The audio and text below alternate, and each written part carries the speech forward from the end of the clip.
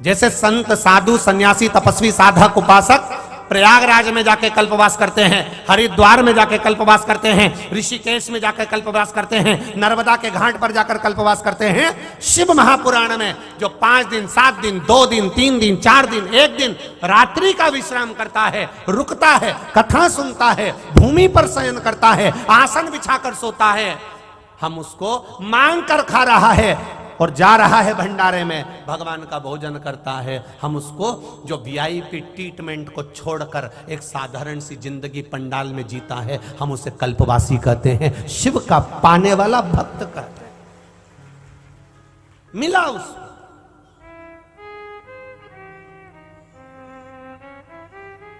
मेरी आखिरी उम्मीद मेरा महादेव नहीं होना चाहिए, मेरी आखिरी उम्मीद मेरा राम नहीं होना चाहिए, मेरी आखिरी उम्मीद मेरा कृष्ण नहीं होना चाहिए। मेरा पहला प्रयास मेरा शिव, मेरा पहला प्रयास राम, मेरा पहला प्रयास कृष्ण होना चाहिए।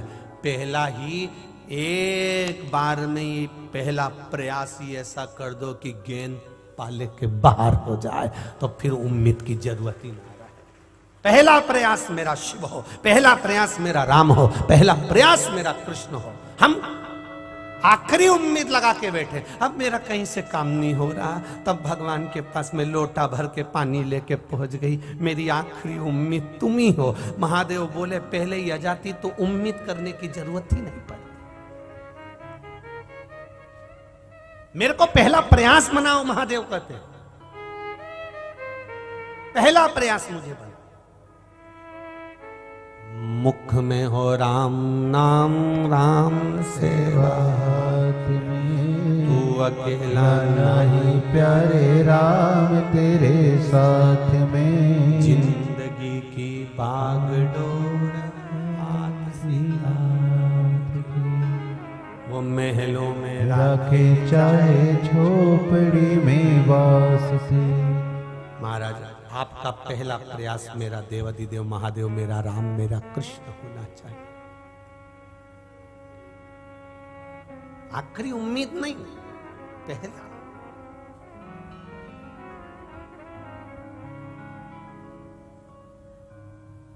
पावागढ़ वाली माता की जो पहली सीढ़ी पर पांव रख लेता है, वो फिर आखिरी नहीं देखता, फिर वो चढ़ता चले जाता है।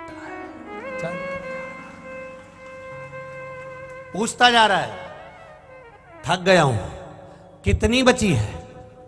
आने वाला भी कहता है घबराओ मती, थोड़ी ही बची है, चलते जाओ। और चढ़ता है, हापड़ी भरा रही, अब कितनी रह गई है?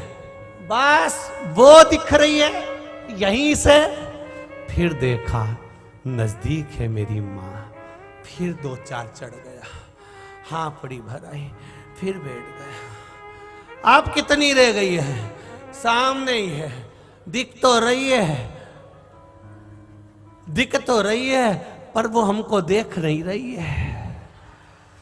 तो वो ऊपर से वो बड़े बड़े नयन वाली अपने नयनों से केवल नीचे बैठे हुए को देखकर कहती है, तू पहली सीढ़ी पर पांव तो रख दे, खींच कर बुलाना मेरी जवाबदारी है। यही बुलाऊंगा, वहीं तक। अब ऊपर पहुंचा, दर्शन करे, बहुत थक गया, पांव दुख रहे हैं, थोड़ी देर बैठ गया, पर जैसे ही फिर सीढ़ी से नीचे उतरते हुए आया, ऐसा लग रहा था ऊपर इतना दर्द था, जब नीचे आया तो इतना दर्द नहीं लग रहा। तो ऊपर से माता रानी ने कहा, बेटा भी मेरे पास से गया है ना, माँ की गोद में जब तक औलाद रहती है ना, तब तक दर्द मालूम नहीं पड़ता, कल मालूम पड़ेगा, आज थोड़ी ना मालूम पड़ेगा, अब कल मालूम पड़ेगा। 2 दिन तक बाम लगा के मसे, 2 दिन पूरा, अब अभी थोड़ी ना मालूम पड़ना था।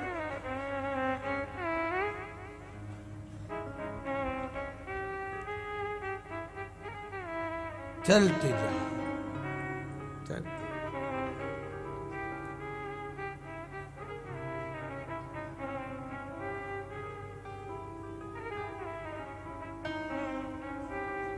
बस चढ़ते गए, चढ़ते गए, चढ़ते गए।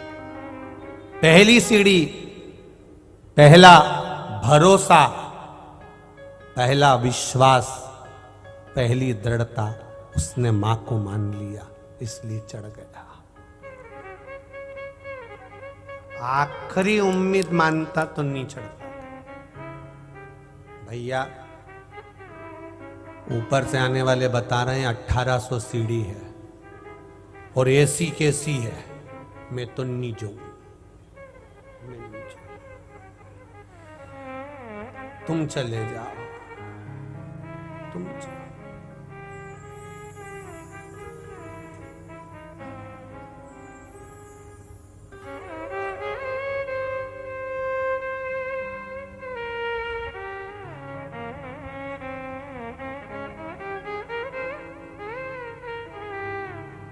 मेरी आखिरी उम्मीद नहीं बनाना। मेरा पहला प्रयास मेरा महादेव, मेरा राम, मेरा कृष्ण हो। और जब पहला प्रयास मेरा राम और कृष्ण शिव होगा, पहली दुकान खोलो पूरे संकल्प के साथ, पूरे भरोसे के साथ खोलना।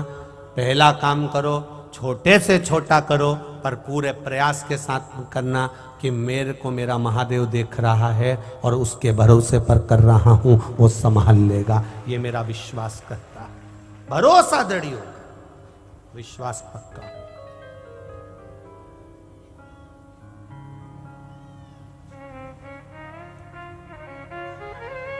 और जब भरोसा दृढ़ हो, विश्वास पक्का हो, भरोसा जब दृढ़ हो जाए, विश्वास जब पक्का हो जाए,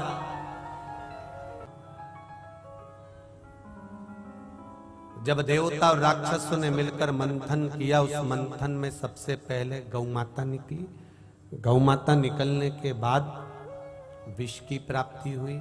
विष के बाद में फिर रतन, माणिक, मोती, औषधि, ऐरावत, फिर बाद में अमृत की प्राप्ति हुई।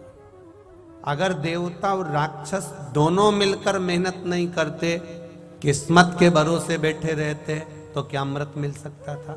नहीं। उन्होंने मेहनत करी, और जब मेहनत करी तो उसके भरोसे पर अमृत की प्राप्ति हुई।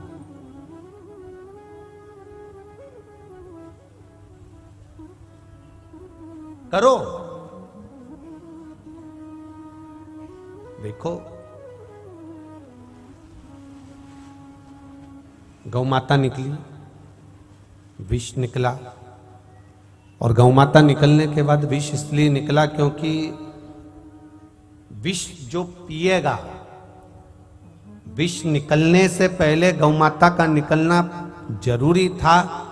विष पीने वाला जब विष पिएगा तो उसका कंठ जलेगा, उसके कंठ की जलन को गौ माता का दूध रोक सकता है। गाय के दूध में वो अमृत छुपा होता है कि ना जाने कितने विष को वो समाप्त कर देता है। गौ माता के दूध में वो अमृत छुपा है, ना जाने कितने विष को समाप्त।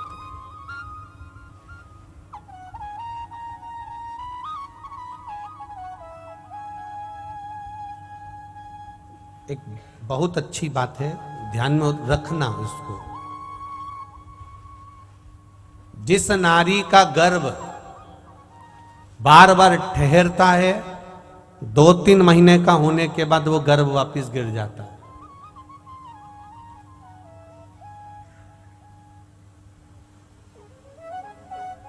फिर गर्भ ठहरा, फिर गर्भ गिर गया। बार बार गर्भ ठहरता है, 2-4 महीना रहता है, 3 महीना 2 महीना रहता है, फिर गर्भ गिर जाता है। उसको देसी गाय, जर्सी गाय नहीं है, देसी गाय का दूध शिवजी का अभिषेक करना चाहिए, और उसी दूध का पान उस नारी को कर लेना चाहिए।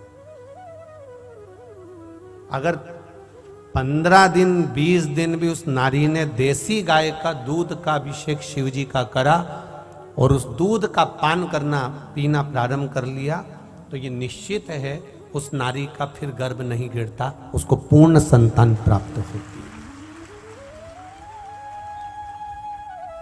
देसी गाय का जो दूध होता है वो अमृत के तुल्य होता है।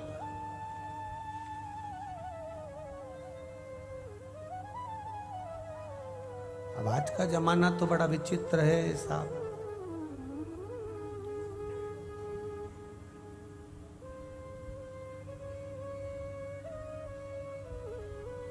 कैसा कैसा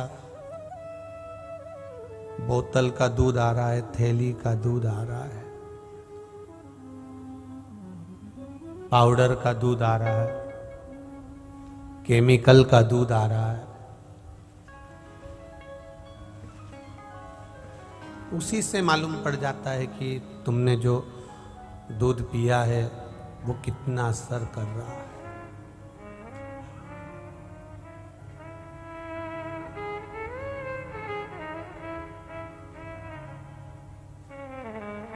उससे मालूम पड़ जाता है, दिखता है कि दूध का असर कैसा है, उससे नजर आता है।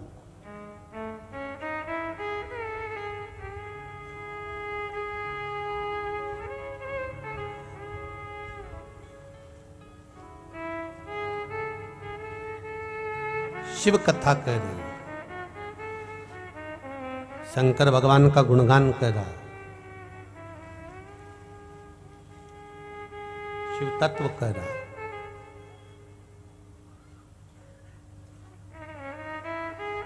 देसी गाय का दूध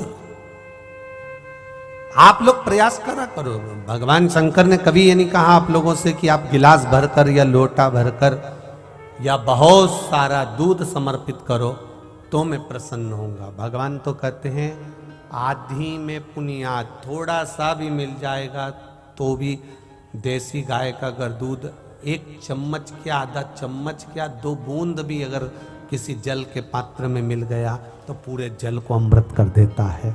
वो कोई साधारण नहीं है, बहुत कृपा।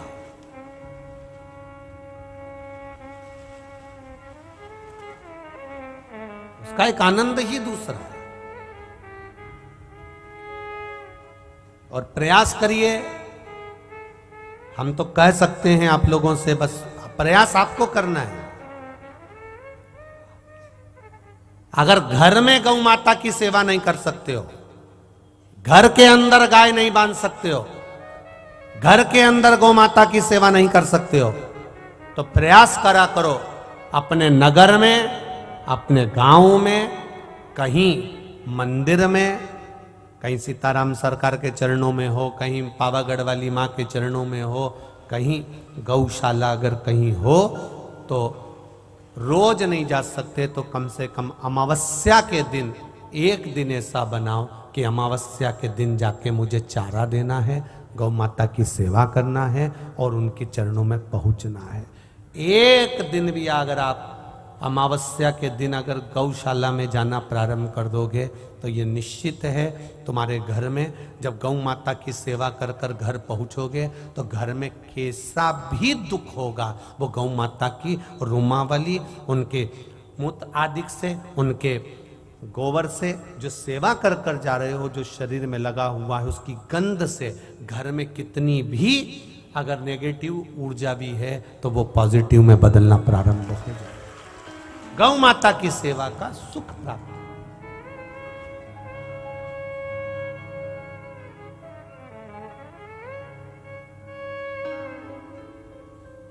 करो सेवा। हम कभी तुमसे ये नहीं कहेंगे कि तुम कुत्ता मत पालो, हम क्यों कहें? कई लोग कहते हैं गुरुजी आप अपने व्यासपीठ से बोला करो कि मदिरा मत पियो, तंबाकू मत खाओ, ये मत करो, वो मत करो। हम उनसे कहते हैं हम कह भी देंगे तो क्या छोड़ रहा है?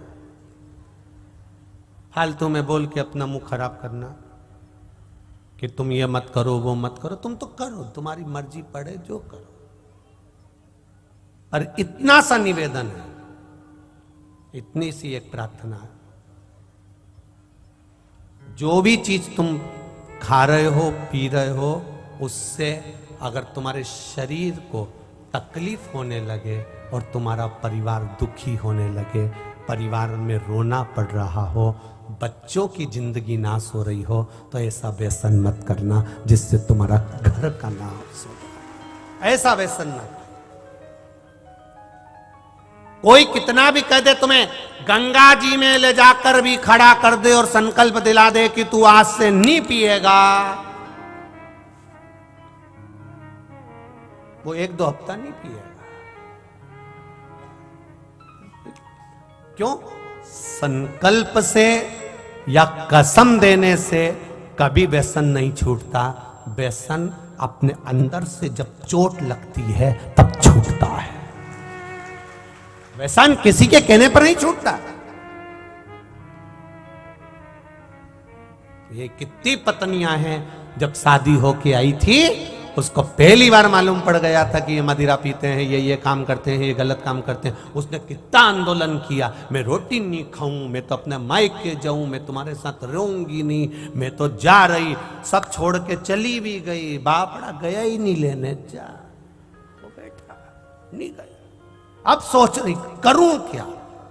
उसको चोट लगना चाहिए, उसके भीतर इस चीज का ग्लानि होना चाहिए, इस भीतर दुख होना चाहिए कि मैं जो कर रहा हूं, मैंने अगर मदिरा पान करा है तो मैं अपनी जिंदगी नाश कर रहा हूं। मैं तंबाकू खा रहा हूं, अपनी जिंदगी नाश कर रहा हूं। मैं अगर सिगरेट पी रहा हूं, बीड़ी पी रहा हूं, अपनी जिंदगी नाश कर रहा हूं। उसको खुद में ये ग्लानि उत्पन्न होना चाहिए कि मेरे भीतर ये दोष क्यों है। अभी कल की कथा याद कर लो। अचार की बरनी में दाल सब्जी की चम्मच अचार को सड़ा देती है। जिस मनुष्य के भीतर राम नाम, कृष्ण नाम, शिव नाम समाया हुआ है, उसके भीतर अगर थोड़ा सा भी कुछ गलत है तो वो भजन को भगवान तक जाने नहीं देता है। छोड़ो उसको।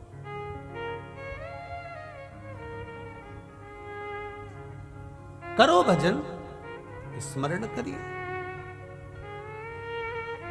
निकली सबसे पहले, और एक गाय नहीं निकली है। मंथन के समय पर 5 गौ माता निकली हैं। 5 गाय समुद्र मंथन में से निकली हैं, एक नहीं निकली है, 5। सुरभि, सुशीला, सुभद्रा, नंदा, बहुला, 5 गाय निकली।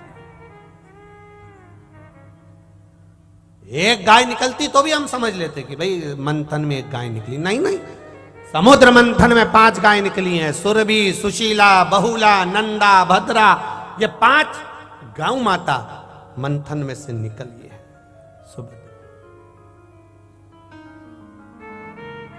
निकली सुभद्रा जैसी गाय, नंदा जैसी गौ माता, सुरभि जैसी, सुशीला जैसी,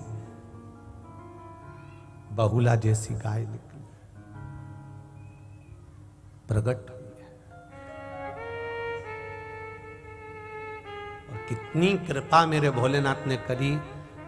बहुला अपने बेटे मनोरथ को दूध पिला रही थी। बहुला गाय अपने बेटे मनोरथ को दूध पिला रही थी, और दूध पीता पीता वो मनोरथ का दूध पीते पीते मुंह में फेन आया। हवा चली, हवा चलते से ही वो फेन देवाधिदेव महादेव पर जाकर गिर गया। महादेव को क्रोध आया और वो त्रिशूल लेकर बहुला के पुत्र मनोरथ को मारने के लिए दौड़े। जैसे ही मनोरथ को मारने के लिए दौड़े, बहुला गाय को लगा मेरे बेटे को शंकर जी मार देंगे। बहुला ने तेज श्वास खींच ली, और जो तेज श्वास खींची, शंकर जी को बहुला गाय अपने पेट में निकल गई। शिव बहुला गाय के पेट में जाकर बैठ गए। मेरे महादेव बहुला गाय के पेट में जाकर बैठ गए। हाहाकार मच गया, चारों तरफ हाहाकार मच गया। शिव जी कहां गए, शंकर जी कहां गए, मिल ही नहीं रहे। हाहाकार मच गया। मां जगत जननी जगदम्बा के पास सूचना पहुंच गई, भोलेनाथ नहीं दिख रहे, मेरे त्रिकालदर्शी, मेरे शंभु नजर नहीं आ रहे, मेरे शिव ना जाने कहां चले गए। तब मां पार्वती ने ध्यान लगाया कि भोलेनाथ गए कहां हैं। तब स्मरण में आया कि वो बहुला गाय के पेट में जाकर बैठ गए हैं, क्योंकि मनोरथ को मारने जा रहे थे। मनोरथ बहुला गाय का पुत्र है।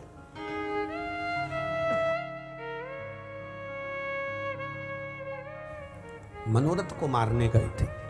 मनोरथ को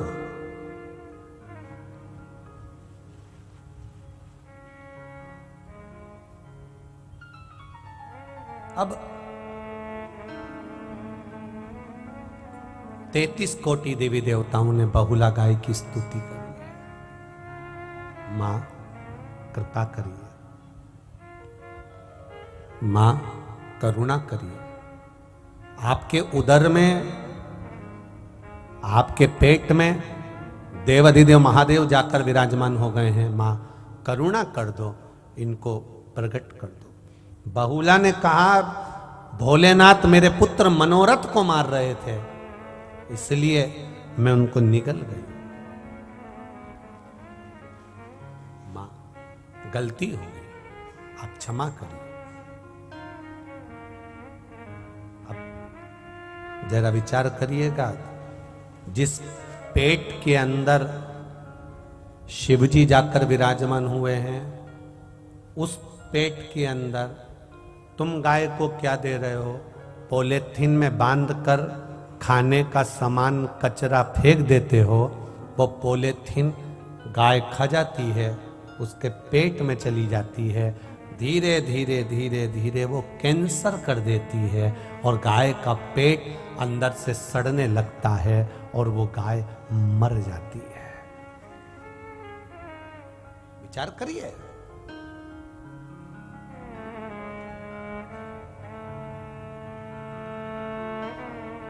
कई गौशालाओं ने रिसर्च करा महाराज जी, कई गौशालाओं में रिसर्च किया गया कि कांजी हाउस में गायों को पकड़ा जाता है, शहरों में से गायों को पकड़ा जाता है, शहरों की गाय को पकड़कर गौशाला में भेज दिया जाता है। आसपास में जो गौशाला होती है उसमें शहर की सारी गायों को भेजा जाता है। अब शहर की गौशाला, शहर की गायों को, रोडों पर चरने वाली गायों को, रोडों पर फिरने वाली गायों को नगर के निगम के लोग, नगर पालिका के लोग, शहर के लोग उसको भर कर ले जाकर गौशाला में छोड़ देते हैं। अब गौशाला में छोड़ दिया, अब रिसर्च करा जाता है कि वो गाय 15 दिन, 20 दिन, 50 दिन, 2 महीना, 6 महीना, 1 साल तक रहती है, 1 साल के बाद मर जाती है। कई लोग गौशाला पर क्लेम कर देते हैं कि गौशाला में इतनी गाय मर गई, गौशाला में ऐसा हो गया। विचार करो, तुमने शहर की गायों को लाकर गौशाला में डाला गया है और गौशाला में शहर की गाय को डाला तो वो पहले की पन्नी खाई हुई रहती हैं, पहले की वो ना जाने क्या क्या खाई हुई होती हैं। अब उनको चारा मिल रहा है, पानी मिल रहा है, औषधि मिल रही है, सब कुछ मिल रहा है, पर पहले की जो पन्नी उसके पेट में भरी हुई है उसके कारण उसका प्राण चला ही जाता है, चाहे कितना ही प्रयास कर लो, कितना ही प्रयास करो। शहर की घूमने वाली गायों को तुमने गौशाला में रखा, चारा खिला रहे हो, उसको तुम खली खिला रहे हो, चाहे तुम कुछ भी खिला लो, पर अंदर जो उसके पेट में पन्नी भरी पड़ी है, पॉलीथीन पड़ी है, वो अपना काम कर रही है, इसलिए गाय को मरना तो पड़ेगा।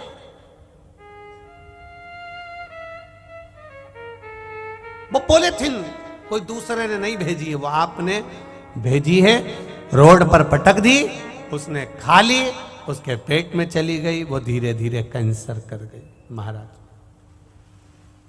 चिल्लाने से कुछ नहीं होगा, धर्म की जय हो, अधर्म का प्राणियों में, विश्व का, गौ माता की, बस इतना ही बोल के काम खत्म हो जाता, काम खत्म। इतना कहा, समाप्त हो गया।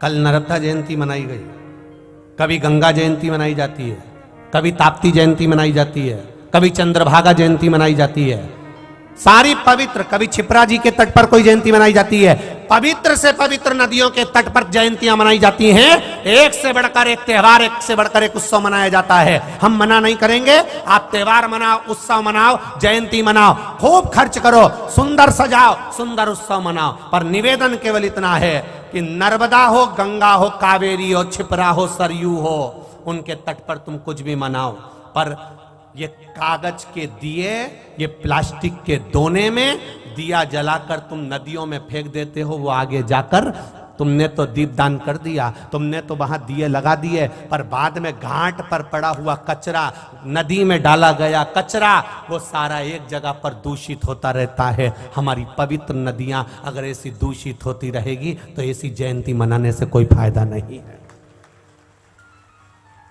हमें अपनी पवित्र नदियों का स्मरण करना है, हमें अपनी पवित्र नदियों को बचाकर चलना है, हमें अपने पर्यावरण को बचाकर चलना है, हमें अपनी गौ माता को बचाकर चलना है, हमारे संत महात्मा साधु सन्यासी तपस्वी साधक उपासक इनको भी बचाकर चलना है, हमें अपने भगवंतों को बचाकर चलना है, हमें अपने मंदिर मठ और देवालयों को बचाकर चलना है। वो निश्चितता सुख का अनुभव कराएंगे।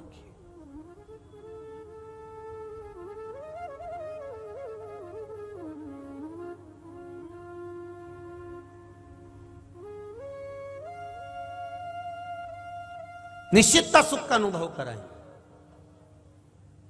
महाराज शिव कथा कर रही है, भगवान शंकर का गुणगान कर रहा है, गौ माता का केवल थोड़ा सा अगर देसी गाय का दूध मिल जाए, रोज शिव जी को चढ़ाया जाए और उसका पान किया जाए, ना जाने कितने रोगों को मुक्त कर देती है। अभी देखिए शिव बाबा प्रकट हो गए, गाय ने अपनी श्वास से शंकर भगवान को नंदीश्वर के रूप में प्रकट कर दिया, शिव जी प्रकट हो गए। प्रकट होने के बाद भगवान शंकर से गौ माता ने कहा आप कृपा करिए और मेरे को आशीर्वाद दीजिए। शंकर भगवान ने आशीर्वाद गौ माता को दिया, तेरा बेटा दूध पीता है, वो दूध तेरे थन से निकलने वाला देसी गाय का जो दूध है वो अमृत के तुल्य होगा, तेरा दूध मेरे ऊपर चढ़कर अमृत का कार्य करेगा। शिव कथा कर रही है,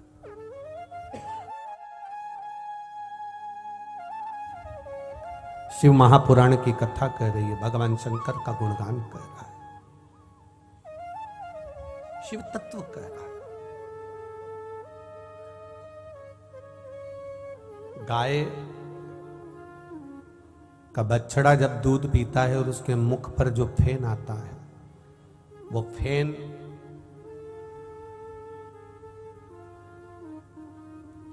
किसी को शरीर सफेद पड़ जाता है, चमड़ी अगर सफेद होने लगती है तो वो फेन। महाराज पूर्णिमा के दिन अगर गाय बछड़े को दूध पिला रही है और उसके मुंह पर जो फेन आ जाता है उसको चम्मच में निकाल लिया जाता है। देसी गाय का बछड़ा, देसी गाय की दूध, बछड़ा जब पिए उस पे फेन आ जाए वो चम्मच में निकाला जाता है। पूर्णिमा की रात्रि को शरीर में जहां कहीं भी श्वेत रोग हो जाता है, चमड़ी सफेद पड़ने लगती है, वहां उस फेन को लगाया जाता है। देसी गाय अगर फेन कम है तो देसी गाय का दूध मिला लिया जाता है, उसको शरीर पर लगाकर चंद्रमा के प्रकाश के अंतर्गत उसको रखा जाता, फिर आधे घंटे बाद, 1 घंटे बाद स्नान करा जाता। 4-5 पूर्णिमा के अंतर्गत इस क्रम को जब करा जाता है तो धीरे धीरे धीरे धीरे चमड़ी अपने असली कलर में आना प्रारंभ हो जाती है और वो चर्म रोग समाप्त हो जाता है। इतना बल है देसी गाय के उस दूध में, उस फेन में इतना बल है।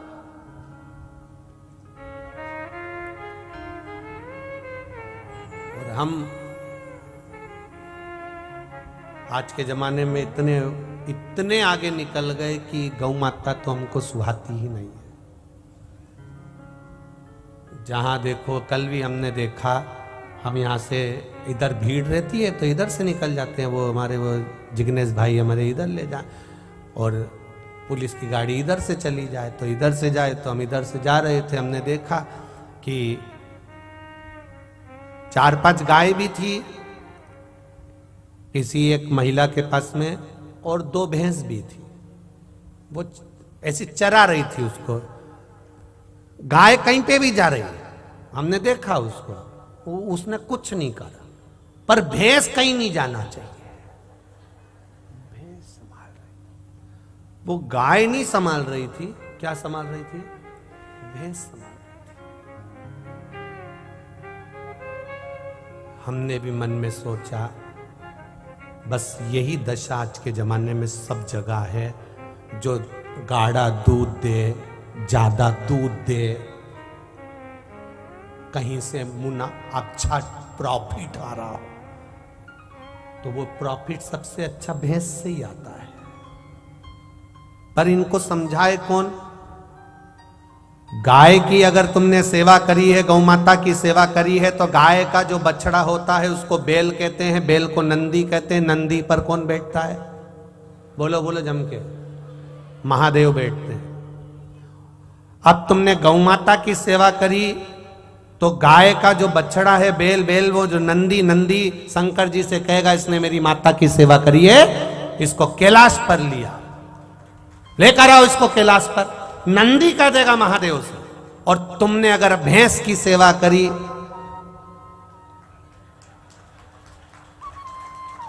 अब भैंस का जो छोरा है पाड़ा, उस पे कौन बैठा? यमराज। और उसने, यमराज जब बैठे तो पाड़े ने कहा इसने मेरी मां को, भैंस को खूब नहलाया, खूब नहलाया, खूब निचोड़ निचोड़ के दूध पिया, इसलिए मैं फर्ज अदा करो, इसको नरक लिया पकड़। अब कंजरी वालों, तुम गाय पालो चाहे भैंस पालो, तुम्हारी जैसा करोगे, गौ माता की सेवा करोगे तो कैलाश धाम है, और अगर भैंस माता की सेवा करो तो ब्लैक कलर की स्कॉर्पियो, उसमें कोई टेंशन नहीं है। तुम तो बैठो। और यमराज और भोलेनाथ दोनों में अंतर है। भोलेनाथ जी ले जाते हैं तो डमरू बजाते बजाते ले जाते हैं, और यमराज ले जाता है तो डमरू नहीं लाता है, वो तुम्हें ही इतना बजाता है, इतना बजाता है कि चिल्लाते चिल्ला, मत मारे, मैं कसम खाऊं अगली बार भैंस नहीं पालूंगी, मत मारे। उन्हें फिर गदा लेकर फिर धोया, फिर धोया। अरे राम, मुझे क्या मालूम था, गाय को कम चारा देती थी, भैंस को दूध के चक्कर में खली भी खिला देती थी, भैंस को नहलाती भी थी, और खली, चूरी, और क्या क्या होता है, अच्छा अच्छा आइटम भैंस को खिलाती थी। क्यों? दूध अच्छा देगी, पर मालूम क्या था कि मार भी अच्छा खिलाएगी। जब दूध खाया, अब यमराज की मार खा, खूब दो चार दादा, खूब मार ठोकता ठोकता ऊपर ले गया। उसके रिश्तेदार मिले, मिलते से पूछे कलावती। कलावती बोली, जी जी लीलावती, तू भी यही है? मैंने भी 4 भैंस रखी थी, कमर टूट गई वाली, अब रख ले भैंस।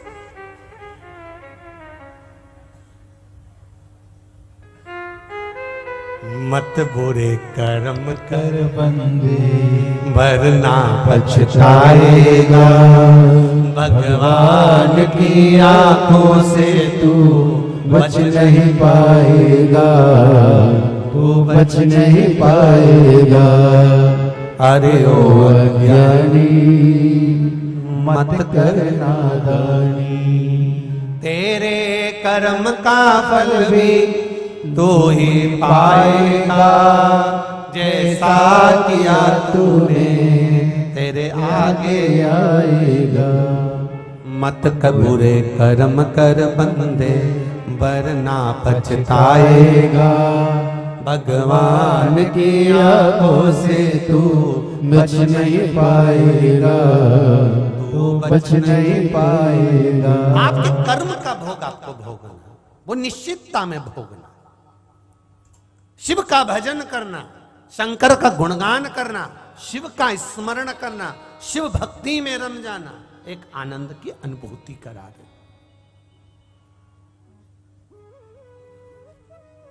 शिव महापुराण की कथा कह रही। मंथन में निकला विष, शिव जी ने पिया, देवताओं के हित के लिए पिया। घर का जो बुजुर्ग होता है, घर का जो बड़ा होता है, घर का जो बयो होता है वो विष बहुत पीता है।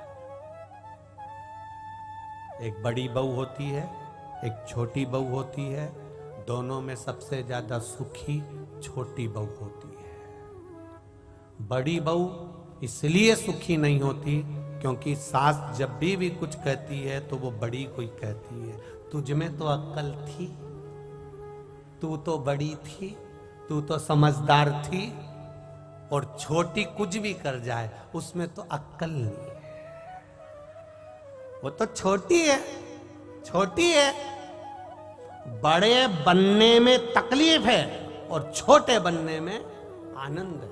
जो जितना बड़ा बनता चले जाता है, जितना उन्नति की सीढ़ी पर चढ़ते चले जाता है, जितना वैभवपति धनपति बनता चले जाता है, उसकी दो चीजें चली जाती है, एक रोटी, दूसरी हंसी। जो ज्यादा पैसे वाला हो जाता है, ज्यादा वैभवपति हो जाता है, ज्यादा गादीपति हो जाता है, ज्यादा ऊंचे ऊंचे ओहदे पर बैठ जाता है, ज्यादा ऊंची जगह पर बैठ जाता है, उसकी दो चीजें समाप्त हो जाती है। एक रोटी, समय नहीं मिलता, टाइम नहीं है, खाया भगा। और एक हंसता भी नहीं है बेचारा, जब भी मिलेगा मुसद्दी लाल जैसा मिलेगा, बस ऐसा ही बैठा मिलेगा। कितनी भी हंसी की बात कर लो, क्योंकि ज्यादा हंस नहीं सकता, क्योंकि वीआईपी है। ज्यादा हंसेगा लोग फोटो खींच लेंगे, तो बैठा हंस नहीं सकता। रोटी भी गई, ज्यादा वीआईपी व्यक्ति शादी में जाएगा तो भूखा आएगा, गारंटी है। भूखा है फिर भी नहीं खा सकता। सब कह रहे हैं ले प्लेट तो एक चीज,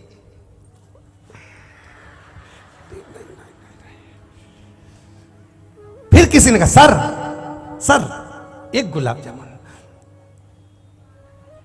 वीआईपी है। और जो साधारण होता है ना, वो तो डट के निपटाता, खा ले, आज सब खाए, उसे कोई मतलब नहीं। अब जो वीआईपी है बाप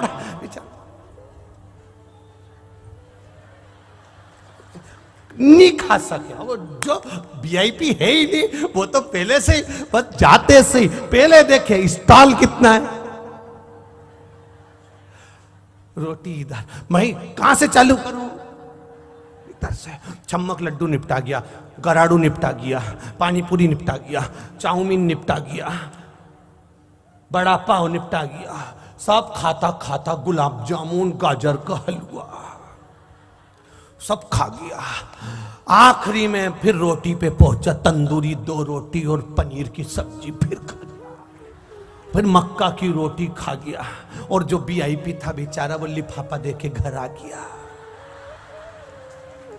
ये 500 दिया, 1000 का खाया, ऐसे नहीं आया, आया ही नहीं। आपसे निवेदन है, बहुत बड़े मत बनना, बहुत तकलीफ होती है। ज्यादा वीआईपी बन जाओ ना, बहुत तकलीफ है महाराज जी। हम तो भगवान से तरह, हम तो तुम लोगों से भी कई बार आप लोगों से कहते हैं कोई पाँव नहीं पड़ो, कोई किसी को वीआईपी, हमें तो बिल्कुल नहीं, क्योंकि तुम्हारे वीआईपी पन के चक्कर में बहुत परेशान है। ट्रेन में भी सफर करो तो आधे पगला जाते हैं। अब बाथरूम भी जाना है तो वहीं पे खड़े हैं, इतनी तकलीफ कर रहे क्या? अब मालूम पड़े हमारी तो धोती यूं और तुम कह रहे सर प्लीज एक। हमने कहा पहले नीचे तो कर लेंगे दादा, अब नीचे करे तो फोटो खींचे। वहीं खड़े पूछ लिया वो टीसी से, क्यों सीवर वाला महाराज बैठा है आगे के केबिन में, आओ। बस उनने 4 को कहा, इधर से 8 को कहा, सब इकट्ठे। कहां गया सीवर वाला महाराज? बाथरूम में गया।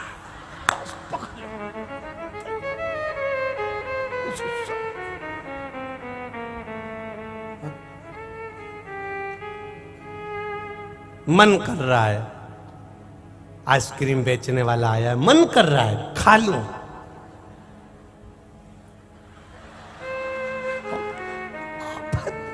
इतनी आफत तो निवेदन तुम सबसे हो, कितनी कमाई कर लेना और कितने भी धनपति बन जाना, करोड़पति बन जाना, कितने भी वैभवपति बन जाना, पर इतने वीआईपी मत बनना कि चेहरे की हंसी चली जाए और मुंह की रोटी चली जाए। इतने वीआईपी मत, हंसी बरकरार रखना। कई लोग कहते हैं महाराज तुम्हारे को कभी कथा में रोते हुए नहीं देखा।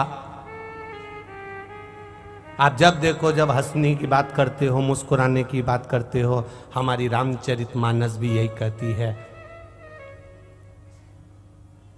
दुनिया का दस्तूर यह कहता है, कौशल्या मैया ने भी राम जी से कह दिया था, माता पुनि बोली सोमती डोली तजऊ तात यह रूपा, कि जय शिशु लीला अति प्रिय शीला यह सुख परम अनुपा, सुनी वचन सुजाना रोदन खाना। राम जी जैसे ही सामने आए तो कौशल्या मैया ने कह दिया था, राम जी छोटे हो जाओ। राम जी बोले, मैं क्यों छोटा हूं, तुम बच्चे हो, छोटे हो। राम जी छोटे हो गए। कौशल्या मैया कहती है, अब तुम रो, अब तुम रोइए, बात मत करिए, रोइए। मैं रो, हाँ रो, ठीक है। राम जी महाराज जब रोए तो कौशल्या मैया ने कह दिया, माता कौशल्या ने कह दिया, माता कौशल्या ने कहा, सुनो राम, मृत्यु लोक में जन्म लिया है तो रोना तो पड़ेगा।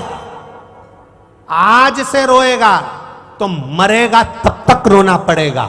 यह संसार की रीति है। जो बच्चा जन्म लेता है मां के गर्भ से, अगर वो जन्म के समय नहीं रोता तो उसको डॉक्टर सिस्टर धप मार के चिमटा खोड़ के रुलाते हैं, क्योंकि आज से रोएगा तो मरे तक रोना पड़ेगा। रोना तो पड़ेगा। दुनिया के लोग रुलाना चाहते हैं और शिव महापुराण की कथा आपको मुस्कुराना सिखाती है कि स्माइल देते हो, मुस्कुराते हो, प्रसन्न रहिए, आनंद, ये सुख है हमारा।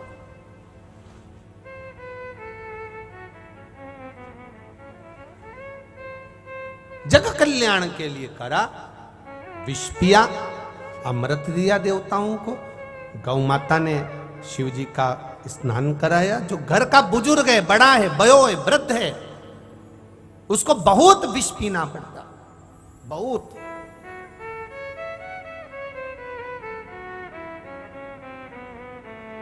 घर का बड़ा बेटा, घर की बड़ी बहू, घर की बड़ी बेटियां, बहुत विष पीना पड़ता।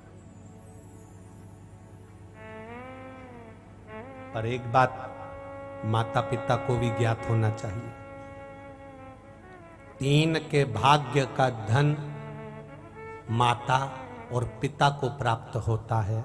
पहला गौ माता के भाग्य का, दूसरा संत ब्राह्मण गुरु के भाग्य का, और तीसरा बहन बेटी के भाग्य का।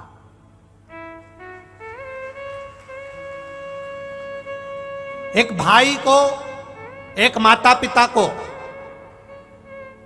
कभी ये नहीं सोचना चाहिए कि ये सारा वैभव मेरा है, ये धन मेरा है, मेरी दौलत मेरी है। मां के गर्भ से बेटियों ने अगर जन्म लिया है तो उन बेटियों के भाग्य का धन मां बाप को अवश्य प्राप्त होता है।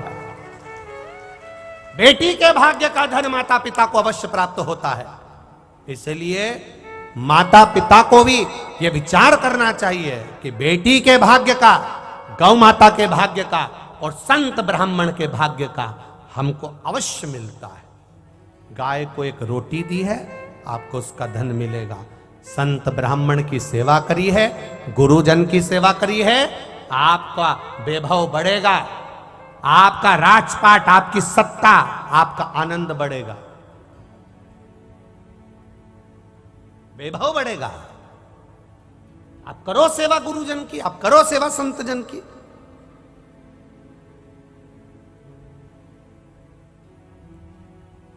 श्री रामचंद्र दास जी महाराज जी एक बात कहे कि यहाँ का जो परमार परिवार है, राजघराना परिवार है, हमारे दादा गुरु की भी उन्होंने सेवा करी उनके परिवार ने, फिर उनकी गुरु की भी सेवा करी, फिर अभी भी सेवा में लगे हुए हैं। तो हम भी कहना चाहेंगे ये गुरु सेवा करिए, उसी का फल है जो राज सिंहासन की कुर्सी बाबा ने आपको दी है, ये उसका फल है जो तुमने गुरु घर सेवा करी, संत गुरुओं की सेवा। और आने वाले बच्चों को भी कहिए वैभव सत्ता अपनी जगह पर होगी पर गुरु की शरणागति ना छोड़े।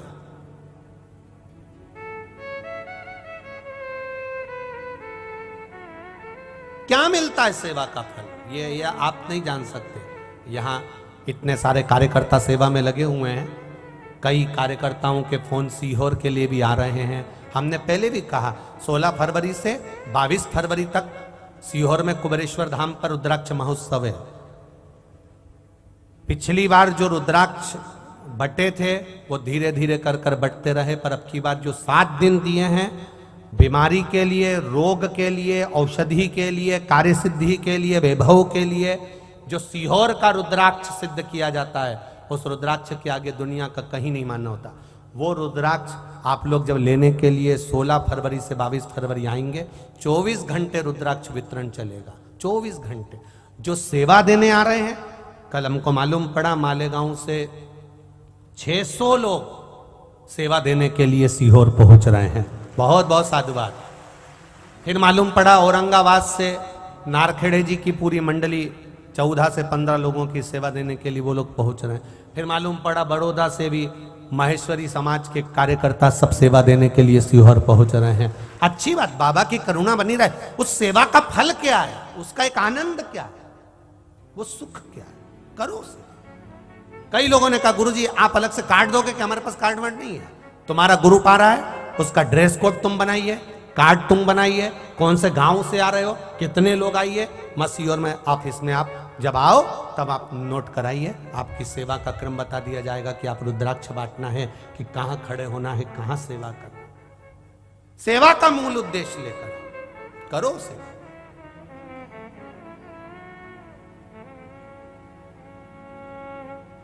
मिलता क्या है वो यहीं देख लो आपके कंजरी में जिन घराने ने गुरु महाराज के घर की सेवा करी है उसका फल मिला है।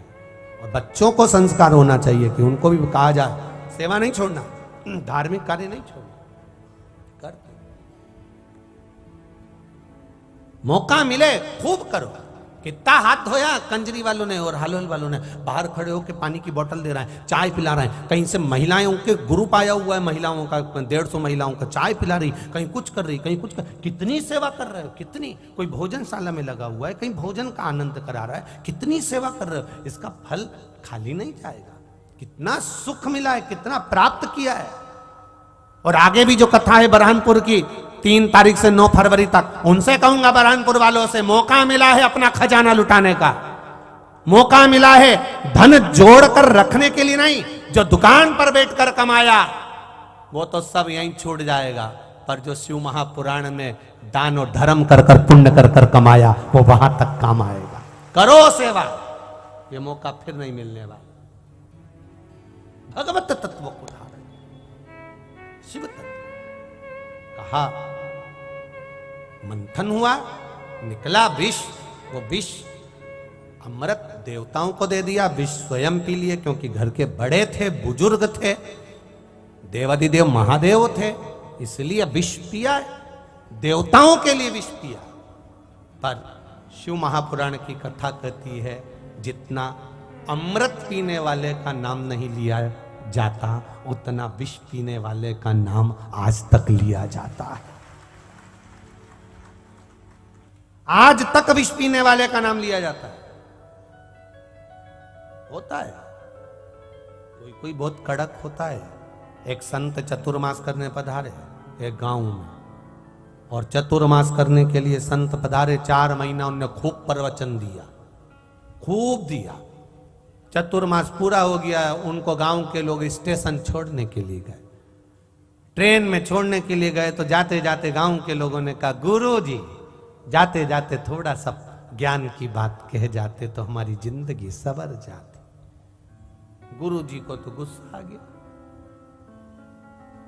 4 महीने क्या करा मैंने? गुरु जी तो गुस्से में ला, मूर्खों, पगले, गधे, अक्ल नहीं है? ज्ञान की बात कह दो। गधे हो, मूर्ख हो, पगले हो, चलो यहां से जाओ। गुरु जी को गुस्सा आ गया। सारे गांव के लोग आने लगे, आपस में बात करने लगे। अपन ने तो इनको खूब ढोकला खिलाया था, गरम गरम देसी घी की रोटी भी दी, मालपुआ और कड़ी भी खूब खिलाई, खीर भी खिलाई। और गुरुजी ने जाते जाते कितनी गाली दी। आवान दे या गुरुजी को दूसरी बार तो देख लेंगे। गुरुजी चले गए।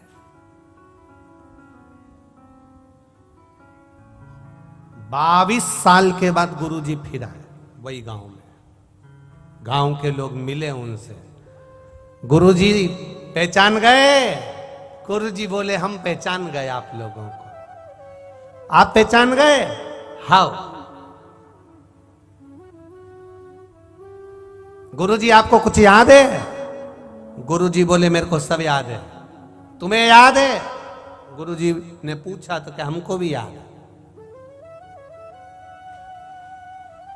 क्या याद है गुरुजी? याद करो गुरुजी। चतुर्मास करने आए थे, स्टेशन पे हमको क्या कहा था? गुरुजी बोले हमने तुमको गधा कहा था, पगला कहा था, मूर्ख कहा था। अब गुरुजी बोले हमको सब याद है। अब तुम्हें जो 4 महीना प्रवचन दिया था वो याद है? नहीं याद है, हमें याद है। गुरुजी बोले ये वही संसार है। अच्छा कितना भी कर देना, किसी की कितनी भी फाइल निपटा दो, कितना भी अच्छा कर दो, अगर एक काम उसका अच्छा नहीं करोगे तो वो 10 काम भूल जाएगा और एक काम को पकड़ के बैठ जाएगा। ये संसार है। गला पकड़ रहा है, ये संसार है। आप कितना भी अच्छा कर कर चल दो, उसके 50 काम कर दो और एक काम नहीं करोगे तो वो 50 काम को भूल जाएगा और एक काम को याद रखेगा, इसने मेरा ये काम नहीं करा था, इसने मेरा ये काम नहीं करा था। 4 महीना प्रवचन दिए, वो लोगों को याद नहीं रहे, पर रेलवे स्टेशन पर जाते जाते जो शब्द कहा वो 22 साल तक याद रहा। 22 वर्ष तक वो स्मरण में रहा।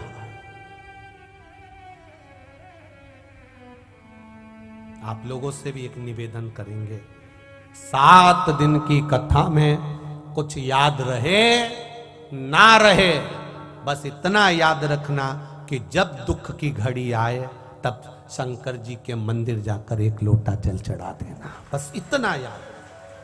सारी समस्या का हल एक लोटा जल। उस समय पर मेरे देवादिदेव महादेव के चरणों में चले जाओ, उसका गुणगान कर लो, उसकी भक्ति कर लो, उसका भजन कर लो। करा, चढ़ाया, अमृत प्राप्त हो गया, देवता चले गए। अमृत पीने के बाद में देवताओं को थोड़ा सा अहंकार आ गया, थोड़ा सा अहंकार देवताओं के मन में आ गया। इंद्र अपनी अभिमत्ता में जीने लगा, सारे देव जितने भी देवता थे सब अपनी अपनी मस्ती में जीने लगे। इनको महसूस होने लगा कि अब हम अमर हो गए, हमें अमृत तत्व प्राप्त हो गया।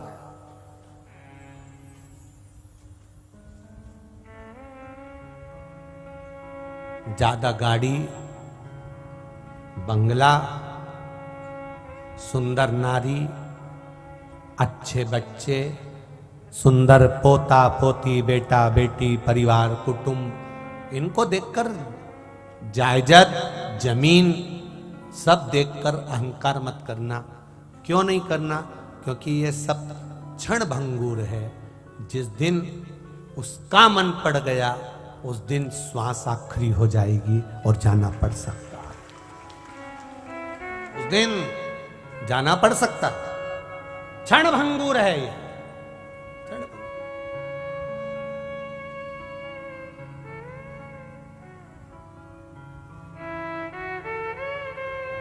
पड़ा रह जाएगा। सारा खजाना सब कुछ यहीं पड़ा रह जाएगा।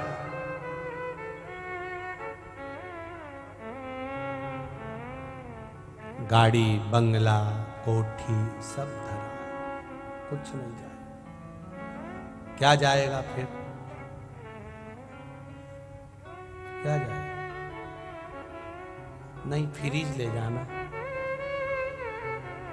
क्या जाएगा? कुछ नहीं। जो तुमने यहां शिव महापुराण की कथा सुनी है, किसी भूखे को भोजन कराया है, किसी प्यासे को पानी पिलाया है, किसी को अगर छाया भी दी है, किसी के लिए कुछ अच्छा करा है, वो पुण्य तेरे पल्लू में बांधकर वहां तक चले जाएगा। पुण्य, पूंजी साथ नहीं जा सकती, पूंजी साथ नहीं जाएगी। पूंजी का पुण्य बनाना पड़ेगा, और पूंजी का जब पुण्य बनाओगे तब वो पुण्य तुम्हारे साथ जाएगा। कई लोग कहते हैं हम धन नहीं ले जा सकते, हम धन नहीं ले जा सकते। पूरी जिंदगी धन धन धन करता करता आखिरी में हो गया निधन, पड़ा रहा सब कुछ। पूंजी नहीं ले जा सकते आप। ना सीहोर वाला महाराज ले जाएगा, ना तुम ले जाओगे। और जितने लोग सुन रहे हो वो भी अच्छे से सुन लेना, किसी की सामर्थ्यता नहीं कि पूंजी धन आप ऊपर ले जाओ। हमारी शिव पुराण कहती है, राम कथा कहती है, पूंजी का पुण्य बनाओ। पैसे लेकर कहीं जाने की जरूरत नहीं है। कोई भी जेब में से पर्स मार सकता है। बोलो सही है कि गलत है? पर्स कोई भी निकाल लेगा। अगर पर्स कोई निकाल लेगा तो एक काम करो, वो पैसे बैंक में जमा कर दो, और एक छोटा सा कार्ड आता है?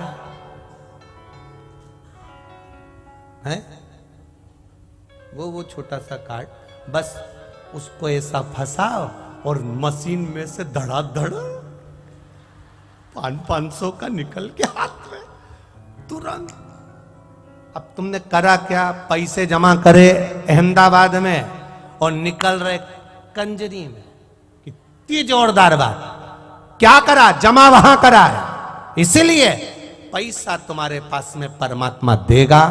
उस पूंजी का तुम्हें पुण्य बनाना है। पूंजी का पुण्य कैसे बनता है? कि उस धन का सदुपयोग करो। कोई बीमार है, उसकी औषधि में, किसी को पढ़ना है, उसकी शिक्षा में, कोई है उसको देने में, कोई भूखा है भोजन में, प्यासा है पानी में। उस पूंजी का पुण्य बनाओ। और पूंजी का पुण्य बना लोगे तो पूंजी साथ नहीं जाएगी, पर वो पुण्य वहां तक साथ चला जाएगा, वहां काम आ जाएगा। पूंजी तो कोई साथ जाने वाली है?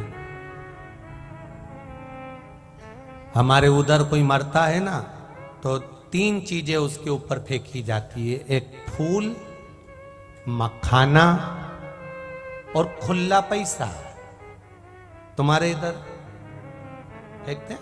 हाँ, ऐसे फेंकते। वो अर्थी पे रहता है, उसी के ऊपर फेंकते, राम नाम।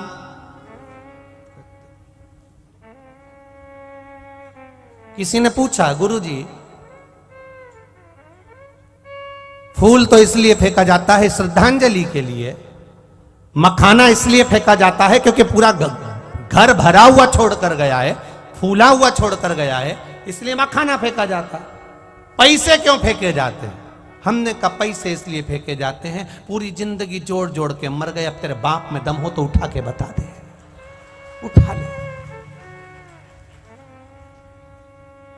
पैसा फेंका, छाती पे पड़ा 1 रुपया, यूं ही की यूं ही पड़ा है, हिल भी नहीं सकता, उठा भी नहीं सकता। जिस 1 रुपए के चक्कर में सुबह 9 बजे दुकान खोलता था, रात को 10 बजे आता था, खाने का भी टाइम नहीं मिलता था। ग्राहक आने वाला है, फोन पे बोल के गया था मैं आ रहा हूं, अभी तक नहीं आया। 1-1 रुपए के चक्कर में जरा सी जमीन और जायदाद के चक्कर में, जरा सी प्रॉपर्टी के चक्कर में, जरा से धन के चक्कर में अपने परिवार से संबंध खराब कर लिया, अपने रिश्तेदारी खराब कर ली, दूसरे का धन बटोर कर रख लिया। अरे ओ पगला, कितने दिन बटोरेगा, कितने दिन इसकी जिंदगी जी लेगा। अंत समय प्रभु आना पड़े, जब आखिरी का समय आएगा सब पढ़ा कि पढ़ा रह जाएगा। किस काम का वो वैभव? जरा से धन के चक्कर में परिवार से संबंध खराब, जरा से धन के चक्कर में नाते रिश्ते खराब, जरा से धन के चक्कर में कुटुंब कबीला खराब, जरा से धन के चक्कर में सब कुछ खराब। अरे वो धन किस काम का जिससे संबंध ना रहे? किस काम का वो धन?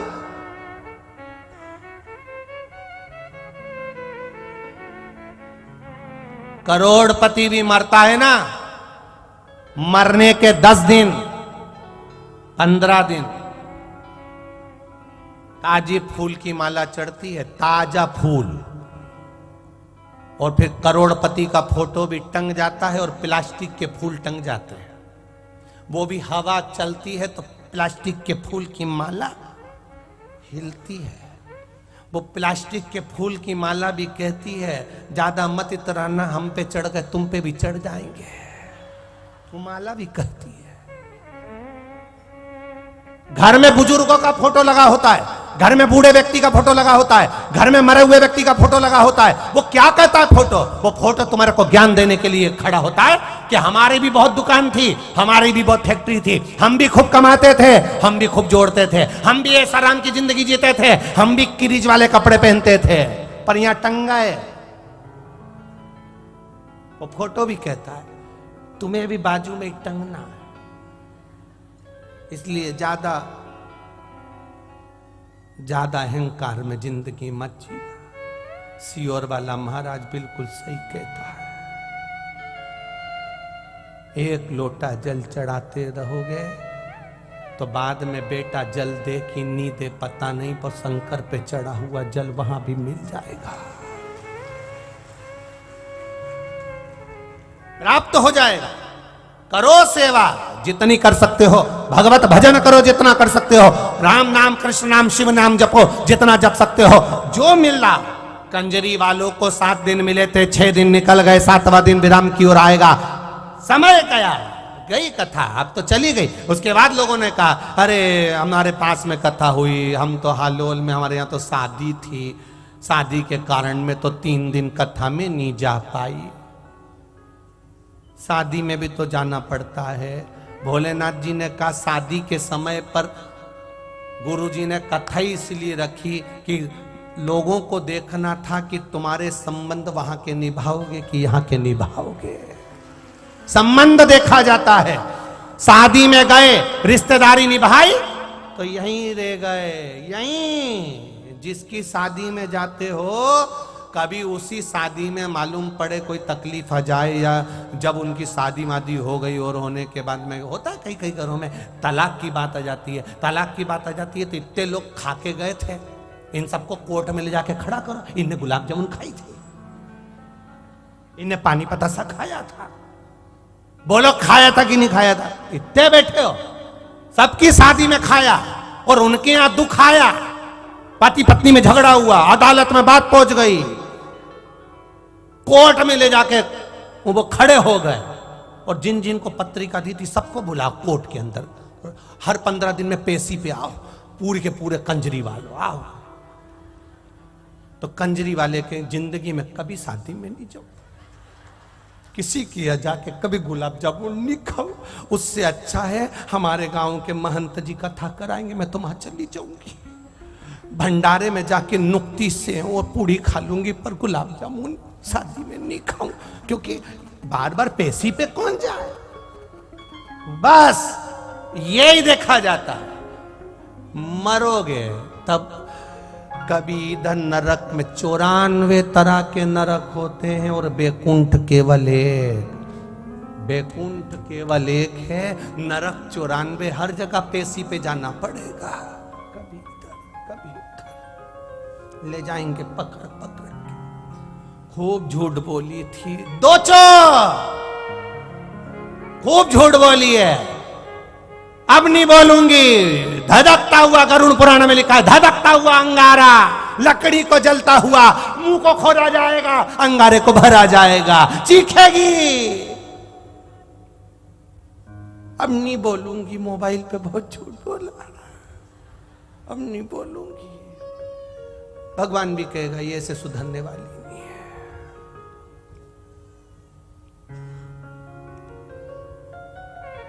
दिन भर दुकान पे बैठा रिया, कथा में 5 मिनट नहीं बैठा, इसका मन ही नहीं लगे कथा में, क्या करे, कहीं नहीं।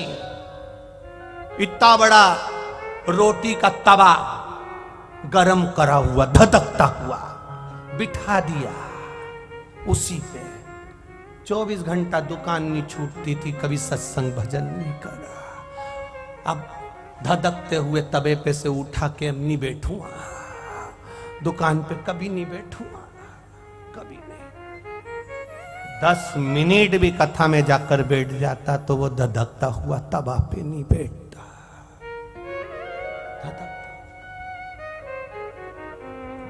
अब खूब मांसाहार करा, खूब मांसाहार, ना जाने कौन कौन से पशुओं का मांस खाया है।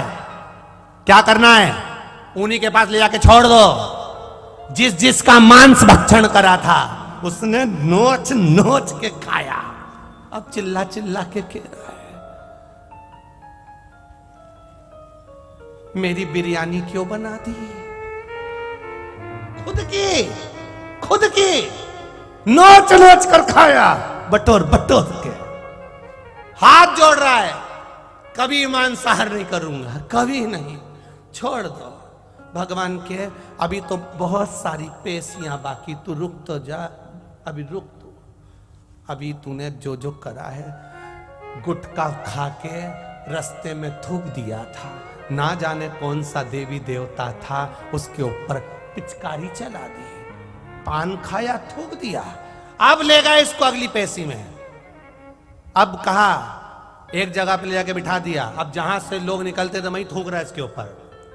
क्या कि कभी गुटखा खा के नहीं थूकूंगा, मुझे क्या मालूम था। दिल्ली में बैठकर लोग कहते थे स्वच्छता का ध्यान रखो, स्वच्छता अभियान अपनाओ। अब अभियान अपनाऊंगा, कहीं नहीं थूकूंगा, क्योंकि उसको मालूम पड़ गया लोग अपने पर थूकते हैं। फिर जैसा कर्म करोगे वैसा भरना पड़ेगा। कर्म के अनुसार तुम्हारी गति है, कर्म के अनुसार तुम्हें भोगना है। शिव महापुराण की कथा कहती है 12 ज्योतिर्लिंग का स्मरण कराते हुए भगवान शिव का पावन चरित्र वर्णन करता है। महाराज पहला सोमनाथ जी का वर्णन किया, चंद्रदेव को रोग से मुक्त करा, मल्लिकार्जुन का वर्णन करा, कार्तिकेय को भगवान ने दर्शन दिया, फिर महाकाल का वर्णन किया, दूषण नाम के राक्षस का संहार बाबा देवादिदेव महादेव ने करा। फिर वर्णन आया है महाराज जी ओमकारेश्वर का, विंध्य नामक पर्वत ने तप कर कर भगवान शिव को विराजमान किया। वर्णन आया केदारनाथ जी का, नर नारायण ने तप कर कर भगवान को विराजमान करा। भीमा शंकर का वर्णन आया, कुंभकर्ण की धर्म पत्नी करकटी, जिसका पुत्र भीम, जिसका संहार भगवान शिव ने करा, भीमा शंकर नाम पड़ा। अगला वर्णन है काशी विश्वनाथ, मनु शत्रुपा ने तप कर कर शिव को प्राप्त करा। त्र्यंबकेश्वर गौतम बाबा पर गौ हत्या का दोष लगा था, उस दोष से मुक्त होने के लिए शिव की आराधना करी। फिर वर्णन आया वैद्यनाथ जी, रावण शिव जी को लेकर चला था। आपकी माता के भी जो माता पिता होंगे वो भी बड़े भाग्यशाली होंगे, जिनका ये सुंदर वंश में ये शिव महापुराण की कथा हुई।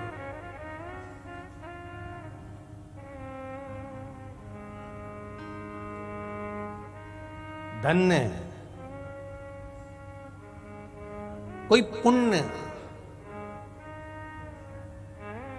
पुण्य थोड़ा सा एकाग्रित होता है, तब जाकर कोई अच्छा कार्य होता है।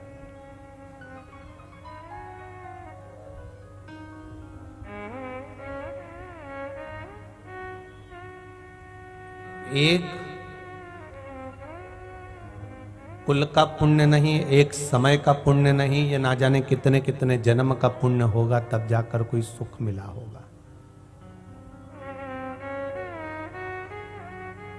हीनल बेटी और रिद्धि बेटी आपके दोनों के माता पिता और उन माता पिता के भी जो माता पिता हैं उनको भी बहुत बहुत साधुवाद है, जिनके पुण्य के कारण ये शिव महापुराण की कथा का आनंद हमें प्राप्त हो रहा है।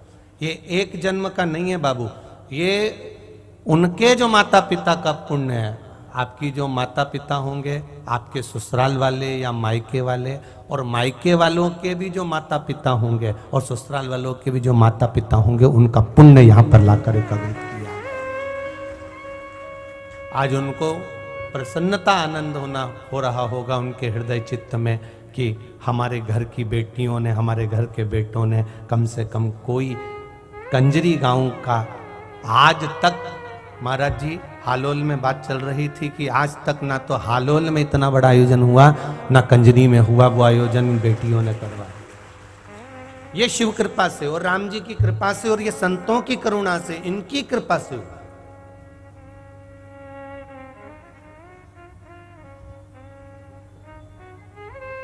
जब तक संत कृपा ना हो, गुरु कृपा ना हो, प्रभु कृपा ना हो, तब तक ये कार्य हो नहीं सकता।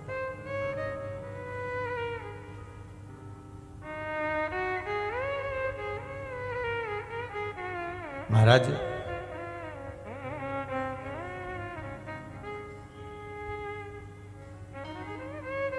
कितनी मेहनत करी होगी इस कार्यक्रम के लिए। आदरणीय गुरुजी ने भी मेहनत करी है, बेटियों ने भी मेहनत करी है, और गांव के लोगों ने भी मेहनत करी, और संपूर्ण कंजरी और हालोल वालों ने भी मेहनत करी। बड़ोदरा से जिन्होंने माहेश्वरी परिवार जी ने कथा करवाई थी, उनकी भी राजू भाई की पूरी टीम यहाँ आई, उन्होंने भी मेहनत करी, बहुत मेहनत करी।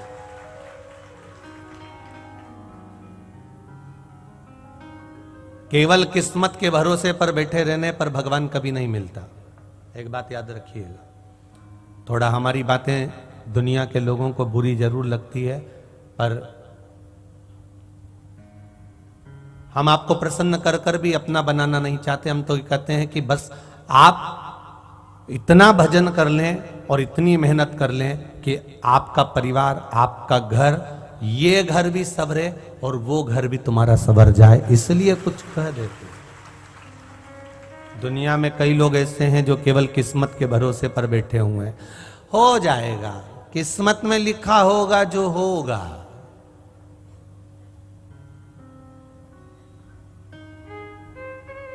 किस्मत कह रही है कि मेहनत तो कर।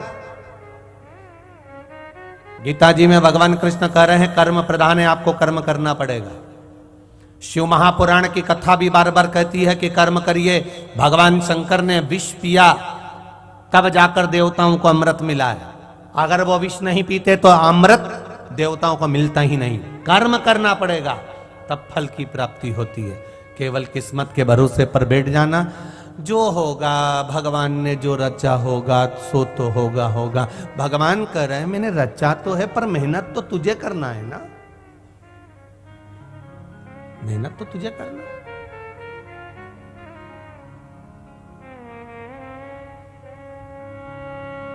थोड़ी मेहनत तो करना पड़ेगी। अगर हम मेहनत नहीं करेंगे,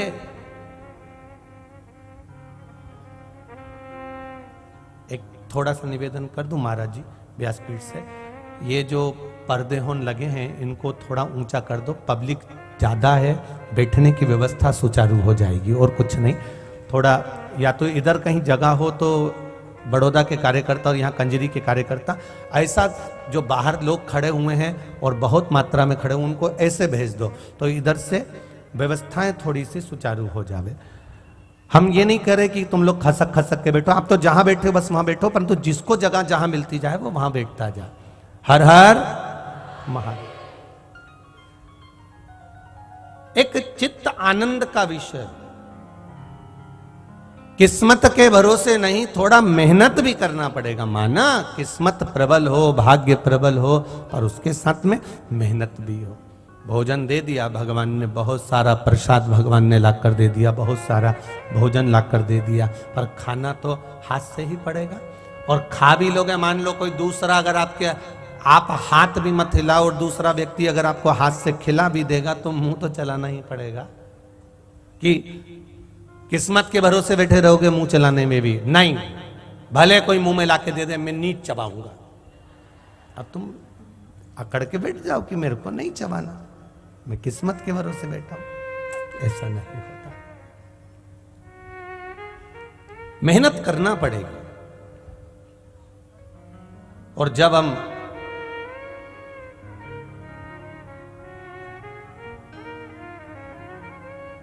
किस्मत के साथ में मेहनत करना प्रारंभ करते हैं तो ये शिव महापुराण की कथा कहती है मेहनत का फल परमात्मा भी विचार कर कर दे ही देता है, वो पीछे नहीं हटता है। करना पड़ेगी मेहनत, थोड़ा थोड़ा मेहनत हमको करना है।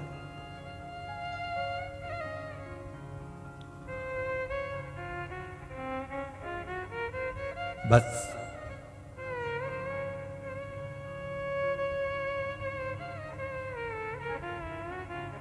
मेहनत के साथ में परमात्मा का भजन, उसका स्मरण, उसका कीर्तन भी जरूरी है। हमने ये कभी इस व्यासपीठ से नहीं कहा कि आपके शरीर में रोग आ गया, बीमारी आ गई तो आप डॉक्टर को मत दिखाओ, हम कभी नहीं बोलते। हम एक बात जरूर बोलते हैं कि डॉक्टर के पास जाओ, इलाज करवाओ, दवाई लो, गोली लो, जांच कराओ, सब कुछ कराओ, पर जो दवाई तुम डॉक्टर की दी हुई खा रहे हो उसको देव अधिदेव महादेव को बोलकर कि हे कुंदकेश्वर महादेव इसको अमृत कर दीजिए, बस इतना बोलकर उसको खाना प्रारंभ कर दीजिए। धीरे धीरे बाबा उसको संभाल लेगा। एक पत्र आया है, देखिए।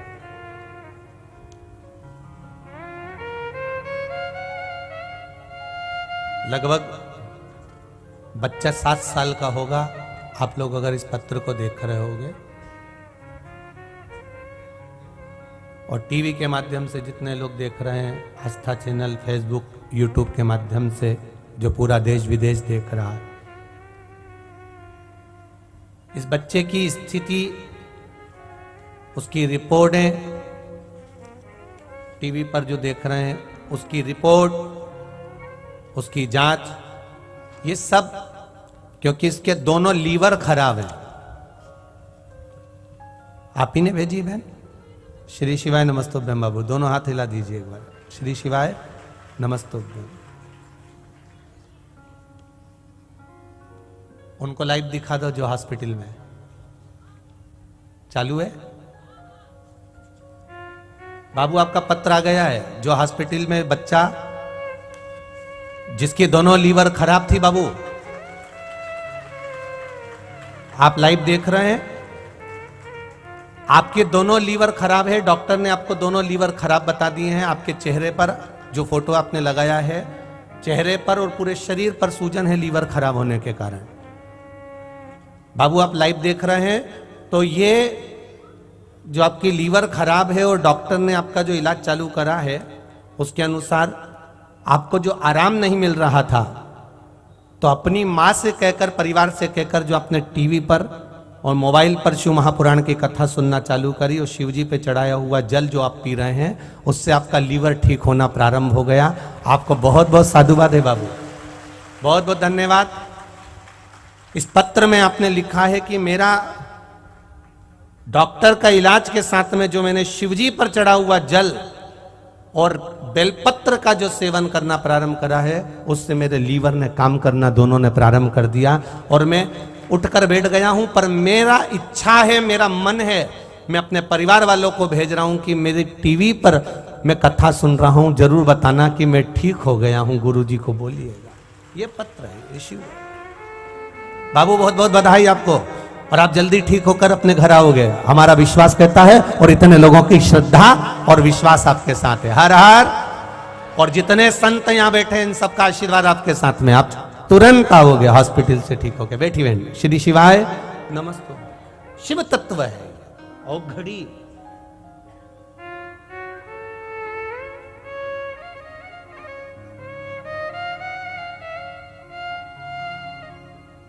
और महाराज उसका भजन, उसका कीर्तन, उसका मंत्र जाप, उसका स्मरण, उसका नाम जाप कहीं ना कहीं हमें पुण्य जरूर देता है, उसका फल हमें जरूर मिलता है। आप करोगे भजन, आप नाम जाप करोगे, आप कीर्तन करोगे, आप मंत्र जाप करोगे, हम कभी नहीं कहेंगे कि आप डॉक्टर को ना दिखाएं। आप दिखाएं, सारी जांचें कराएं, क्योंकि हमारे पास में ना तो मंत्र है, ना तंत्र है, ना विद्या है, ना भभूति है, ना बेल है, हमारे पास में कुछ भी नहीं है। हमारे पास में तो केवल एक लोटा जल सारी समस्या का हल। केवल एक लोटा जल का आप क्रम अपनाएं, शिव जी को जल चढ़ाएं, और वो जल तुम्हारा दिखावे का या छल का नहीं होना चाहिए, वो जल तुम्हारा दिल से बाबा देवादिदेव महादेव को समर्पित होना चाहिए। शिव संभाल, मेरा ओघड़दानी आपको संभाल लेगा। मैंने तेरे ही भरोसे ओ बाबा, तेरे ही भरोसे हवा विच उड़ती जावागी, बाबा डोर हटो छठी राम कटी जावागी। भोले मैं तेरी पतंग, मैं तेरी पतंग। ये सब हमारे को किस्मत के भरोसे पर अगर हम बैठे रहेंगे और मेहनत नहीं करेंगे तो उसका फल नहीं मिलेगा।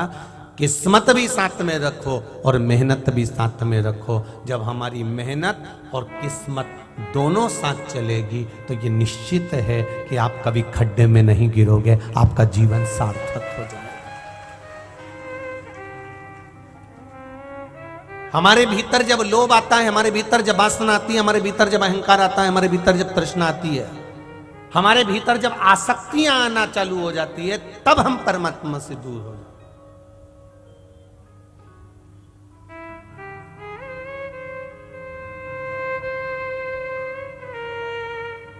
हड्डी के डॉक्टर के पास जाना,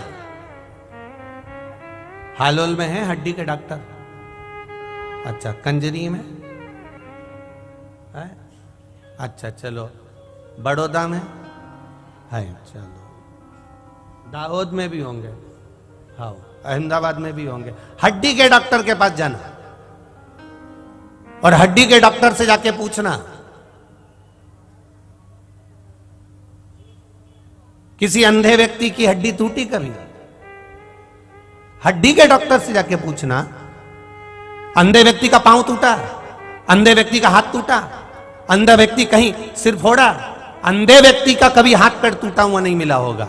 हमेशा हाथ पैर टूटते हैं तो आंख वाले के ही फूटते हैं।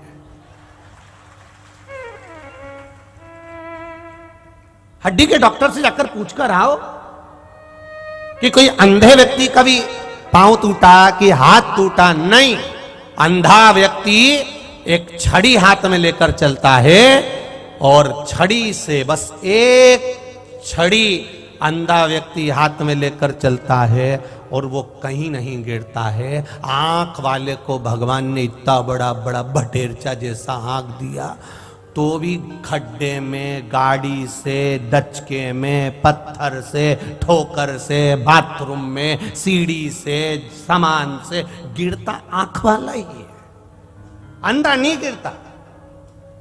क्योंकि अंधे के पास में एक छड़ी है, उसने वो छड़ी पकड़ रखी है, इसलिए वो कहीं नहीं गिरता।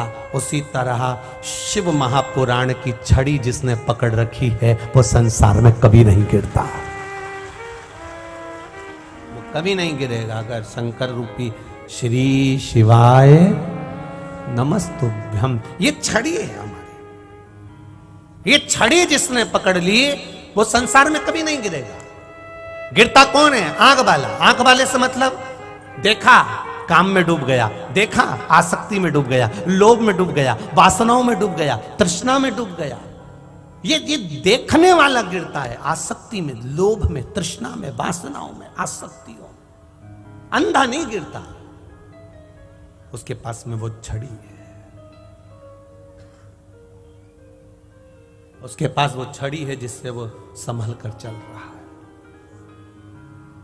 आए जीवन में दुख आए, तकलीफ आए, कष्ट आए, रोग आए, बीमारी आए, दुख आए, ऐसा कोई संसार में जन्मा ही नहीं जिसको दुख ना आए।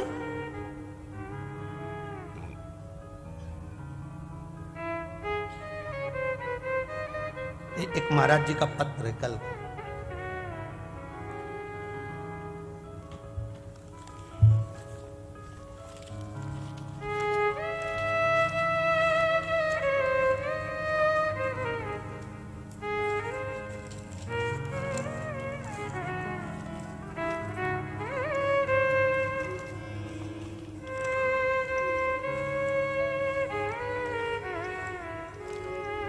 शंभु शरण पड़ी मांगू घड़ी रे घड़ी दुख काटो, दया करी न दर्शन आपो, शंभु शरण पड़ी मांगू घड़ी रे घड़ी दुख काटो, दया करी न दर्शन आपो। ये कोरियर द्वारा पत्र आया। हमने पहले कथाओं में वर्णन किया है कि कोरियर से अगर कोई भी पत्र आएगा तो हम नहीं पढ़ेंगे, क्योंकि कोरियर के पत्र बहुत आने लगे थे, क्योंकि गांव के ही पत्र इतने हो जाते हैं, तो बाहर से कोरियर से आने वाले पत्रों को हमने पढ़ना बंद कर दिया। 2-3 पत्र आए हुए हैं। अब वो पत्र आया तो कल खोला। हमें ऐसा नहीं कि पत्र नहीं खोलेंगे, पर हमने ये विचार करा था कि बाहर से आने वाले पत्रों को नहीं पढ़ा जाए। हाँ, सीहोर पहुंचेंगे, कुबेरेश्वर धाम हम पढ़ेंगे जब हमारे पास समय होगा तब। पर यहीं इतने पत्र रहते हैं तो इनको पढ़ें कि कोरियर से आए हुए पत्र पढ़ें। फिर भी एक पत्र हमने कल 3 पत्र कोरियर से आए, उसमें एक पत्र श्री कृष्ण कुमार 149/2 जग्गी कोनी, बलदेव नगर, अंबाला, हरियाणा से ये पत्र है। इस पत्र में उन्होंने लिखा है, जग्गी कॉलोनी, बलदेव नगर, अंबाला शहर, हरियाणा। मोबाइल नंबर ये है। पत्र में उन्होंने लिखा है, मैं शिव महापुराण का वर्णन क्या करूं, शिव महिमा का बखान क्या करूं। मेरे गुरु महंत श्री लक्ष्यपुरी जी महाराज, अंबाला सिटी महाराज, उनके पेट में, ये पत्र आप आस्था चैनल के माध्यम से भी देख सकते हैं, उनके पेट में तकलीफ चालू हो गई। ये कथा चलते का बड़ोदरा की कथा का स्मरण है इसमें, जरा देखिएगा। उनके पेट में तकलीफ चालू हो गई। महंत श्री लक्ष्यपुरी जी महाराज के जब पेट में तकलीफ हुई, डॉक्टर के पास लेकर गए। उनकी अंदर की जो आंतें थी वो सारी सुकड़ गई, पाचन क्रिया बंद, आंतें सुकड़ गई। डॉक्टर ने कहा कि इनको और कोई बड़े अच्छे हॉस्पिटल में ले जाओ। हम उनको हॉस्पिटल में लेकर गए। डॉक्टर ने कहा कि अंदर से आंतें सुकड़ती जा रही है और जो मोशन है वो अगर नहीं हुआ, 5 दिन से तो मोशन हुआ ही नहीं था, और अगर मोशन नहीं हुआ तो इनकी वो जान पर आ पड़ेगी। बस सारा प्रयास कर लिया, जो जो करते हैं मोशन देने के लिए सब कर लिया गया, पर वो आंतों के कारण बस मोशन नहीं हुआ। दर्द बढ़ता गया, बड़े हॉस्पिटल में भर्ती करा गया, 5 डॉक्टर लगे रहे। तब वहां सेवा करने वाली एक नर्स, उसने कहा, मैं टीवी पर कथा सुनती हूं, शिवजी पर 1 लोटा जल चढ़ा दो और वो जल लाकर बाबा को पिला दो। हमने 1 लोटा जल चढ़ाया, उसमें से लाकर बाबा को पिलाया। 10 मिनट के अंदर उनका पेट पूरा आनंदमय हो गया, और जो नसें चौक थी वो भी बाबा की कृपा से सब अच्छी हो गई, और शिव की कृपा से हम महंत श्री अच्छे हो गए। हम उसके लिए धन्यवाद लिखकर भेज रहे। ये पत्र है, ये सुख है।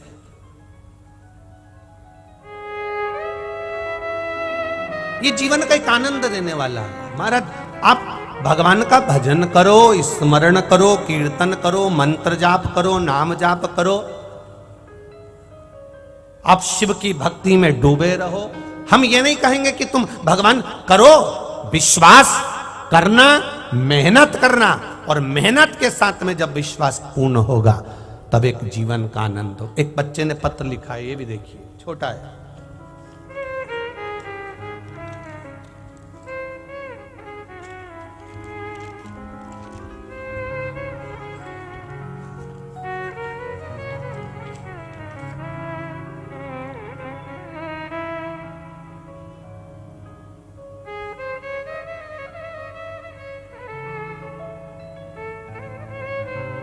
गुरुदेव,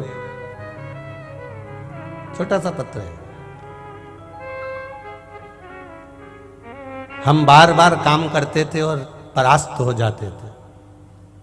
अब हमने सूरत से हैं, बाबा की कृपा से यहीं पावागढ़ में बाबा देवाधिदेव महादेव के नाम से ही हम एक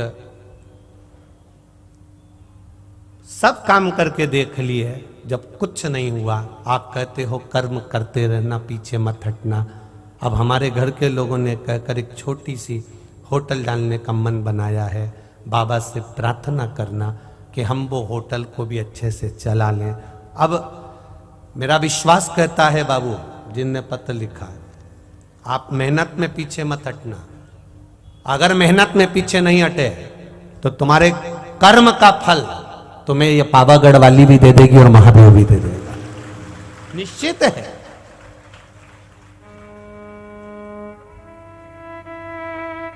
कर्म करना पड़ेगा। हम बैठे हैं, केवल सामने भोजन की थाली भगवान दे देगा, लगा देगा, पर हाथ से भगवान खिला भी देगा, पर मुंह तो चलाना पड़ेगा।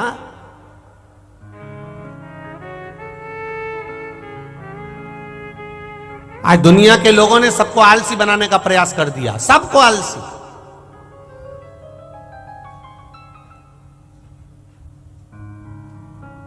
कोई कर्म नहीं करना चाहता, बस कहीं का ऐसा महाराज मिल जाए, घुमाए और नीचे से हंडा निकल आए और हमारे पास में गोल्ड गोल्ड, सोना ही सोना हो जाए। सियोर वाला महाराज को हंडा निकालना नहीं आता। तुम्हारे पास में कोई महाराज हो जो हंडा निकाल के दे दे तो हमें भी बता देना, हम कथा नहीं करेंगे, हंडे से काम चला लेंगे। हम भी हंडे से।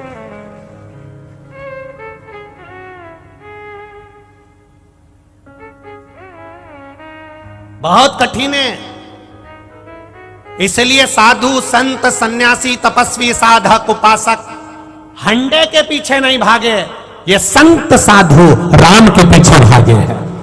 क्योंकि राम से बड़ी दुनिया में कोई दौलत नहीं है। मेरे राम, मेरे शिव, मेरे कृष्ण से बड़ी दुनिया में कोई दौलत नहीं है। जिसने नारायण को पकड़ लिया, लक्ष्मी उसके चरणों की दासी बन जाती है, उसके पास दौड़ कर आ जाती है। ये शिव तत्व है। महाराज जी सीताराम सरकार के मंदिर में कंजरी में इतने आए हुए हजारों भक्तों के लिए, लाखों भक्तों के लिए रोज भोजन बना। हम जितनी बार महाराज जी से पूछे, परम पूज्य महंत श्री राम शरण दास जी महाराज जी से जितनी बार पूछा, हमने भंडारे की चर्चा 2-3 बार करी। और पहले दिन भी आपने देखा होगा, हम पहले आए तो सबसे पहले महाराज जी से एक ही बात की, हमें भंडारा का दर्शन करा दो। महाराज जी हमने निवेदन करा, महाराज जी ने हमको आराम से भंडारे का दर्शन। एक बात उन्होंने बारंबार कही, सब राम जी चला रहा है, ये जितना भंडारा चला रहा है राम जी चला रहा है। कितने आ रहे, कितने जा रहे, कौन खा रहा, कौन जा रहा, ये सब राम जी चला रहा है, उसके सिवा कोई नहीं। इसको कहते हैं राम पर अटूट भरोसा, विश्वास, दृढ़ता।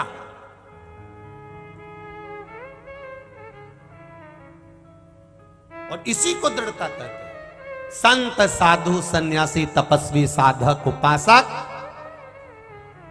कभी इधर उधर नहीं जाता, वो राम की शरण में रहता है। रोटी देगा वो, मेरे भजन के बल पर मुझे मिलेगा वो। उसकी भक्ति इतनी प्रबल होती है कि परमात्मा को भी लक्ष्मी को उसके पास भेजना पड़ता है और भंडार भरना पड़ता है। जैसे भरा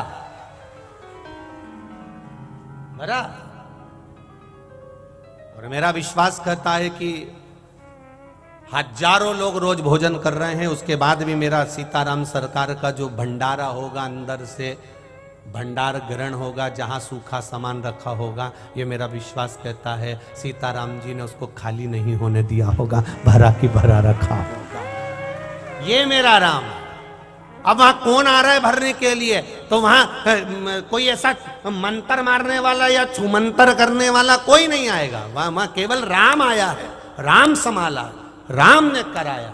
और मेरा ओ घड़ी, मेरा शिव, मेरा राम, मेरा कृष्ण, मेरा शंभु, भगवान कहते हैं मेरे पास में कुछ भी नहीं है।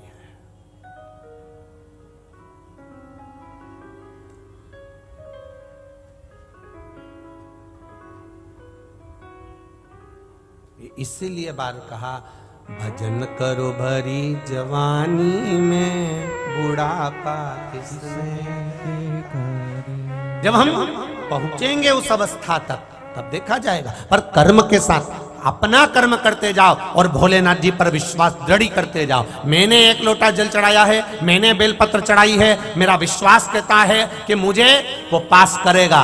मैंने एग्जाम दिया है, दिल से दिया है, अच्छा दिया है, मेरा विश्वास कहता है मेरा कंपटीशन एग्जाम में होऊंगा। मैंने भरोसा करा है, मैंने विश्वास किया है, मैंने पढ़ाई करी है, मेहनत भी करना है और विश्वास भी करना है, कर्म भी करना है, विश्वास करना। मैंने पूरी पढ़ाई करी है और सारी इंटरव्यू की तैयारी करी है, मेरे को निकालेगा वही। अब मैं इंटरव्यू कहीं किसी मैनेजर के सामने देने नहीं जा रहा हूं, अब मेरा महादेव के सामने देने जा रहा हूं, वो मुझे निकालेगा जब, ये निश्चितता है।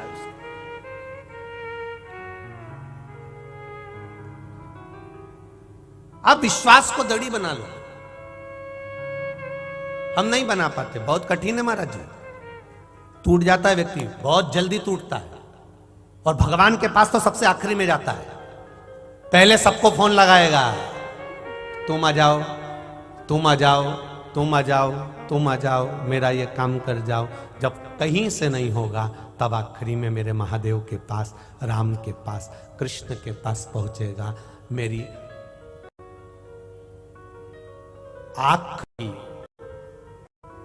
आखिरी उम्मीद तुम हो।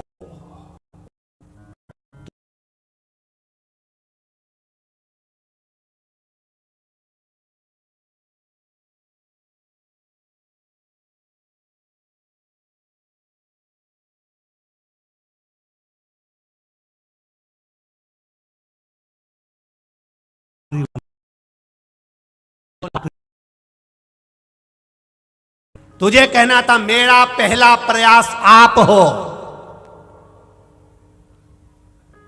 तो ये नहीं कहना पड़ता कि मेरी आखिरी उम्मीद आप। मेरा पहला प्रयास आप हो देवाधिदेव महादेव। मैं जानती हूं ये कंजरी से शिव महापुराण की कथा सुनकर आज मैं चली जाऊंगी,